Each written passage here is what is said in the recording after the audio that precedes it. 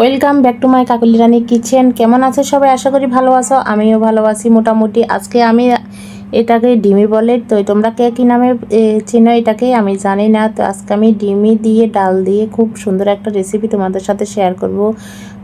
যারা যারা এখনও এই রান্নাটা খাওনি অবশ্যই একদিন রান্না করে খেয়ে দেখবে, একদমই তিতা লাগে না। আর যারা খেয়েছো তারা তো জানোই কীভাবে রান্না করতে আর কেমন মজা হয়। যাই হোক, একজনের রাতে বাছালাম কিন্তু আমার পছন্দ হয়নি, নিজে আবার বাছতেছি। বাছতে বাছতে আমার 2-3 ঘন্টা লেগে গেল। বড় বড় থাকতে বাছতে এত সময় লাগে না। এই যে দেখো একদম কুচি কুচি করে বাছার পরে এখন আবার বাছানো দিতেছি, কারণ আমি অনেকগুলোই ভিতরে বাসা পেলাম, পোকার বাসা, সেজন্যে বাছতে অনেক দেরি হয়ে গেছে। আর বিসি যেত কিন্তু ফেলে দেওয়া হবে, ডিমির তো কিন্তু তিতা কম লাগবে।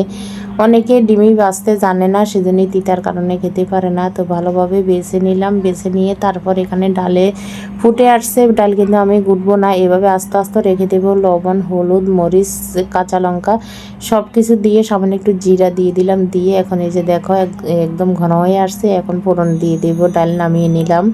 যাই হোক, এখন কড়াইতে দিয়ে দিতেছি সরিষার তেল দিয়ে তারপর একটু ঘুরিয়ে নিতেছি। কড়াইয়ার সরিষার তেল কিন্তু দিয়ে একটু ঘুরিয়ে নিতে হয়, তা না হলে ফেনাটা একটু বেশি হয়ে যায়। যাই হোক, এখন এখানে জিরা আর একটু পেঁয়াজ দিয়ে দিলাম, পেঁয়াজ দিয়ে বাস ডাল দিয়ে দিলাম। আর একটা রান্না করলাম, সেটা হলো গিয়ে চিনাল দিয়ে পাবদা মাছ দিয়ে। তো যে রান্নার ফাঁকে ফাঁকে দেখো বৃষ্টি নামলো, রোদও আছে আবার বৃষ্টিও। কেমন বৃষ্টি। তো যাই হোক, আজকের মতন ভিডিও ভালো লাগলে লাইক কমেন্ট শেয়ার করবা।